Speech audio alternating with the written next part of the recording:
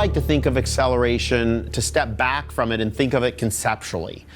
So for example, under like what circumstances should you accelerate? And what is fair?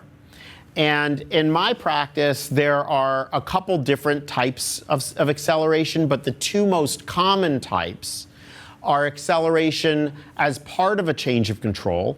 Most commonly, that would occur if there was a change of control, meaning the company's been bought, for example, or has gone public. And this is where the double trigger comes in, you're fired. So usually either fired shortly before the change of control or afterwards. In that case, what's fair? Well, here, the founder or the CEO was kind of there. They stayed through the change of control. They made it happen. And the new company, new management team is in place now. And then they're saying, Doug, we don't need you anymore. So in that case, we try to argue and are usually successful in getting a very high amount of acceleration. I mean, we're trying for 100% in that case, and that is certainly within market in Silicon Valley for a double trigger. Now, that doesn't mean everybody gets it, right? In fact, the vast amount of employees get no acceleration. For the purpose of this conversation, we are only talking about founders and CEOs. So, and for that level, we could spend all day going on each type of employee in terms of what they get. But suffice to say, the vast number of employees in Silicon Valley, vast meaning 95% of employees, no acceleration.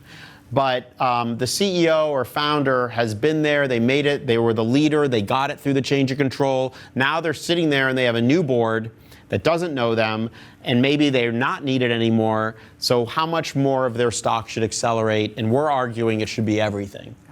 Very different. I know you were probably about to say the other type of acceleration before I interrupted you, outside of the change of control, which is where there is no change of control. The company hasn't been bought yet.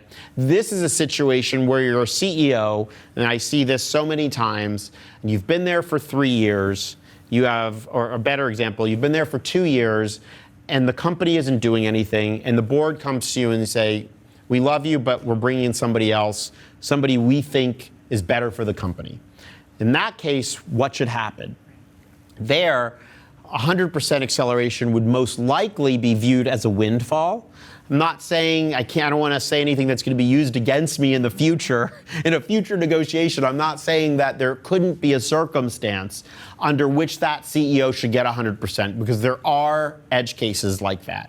But generally, in that case, we're asking for a lower amount of acceleration, something like 25 or maybe 50%, depending on a number of circumstances in terms of what is fair and reasonable. But remember, here we're pushing for acceleration.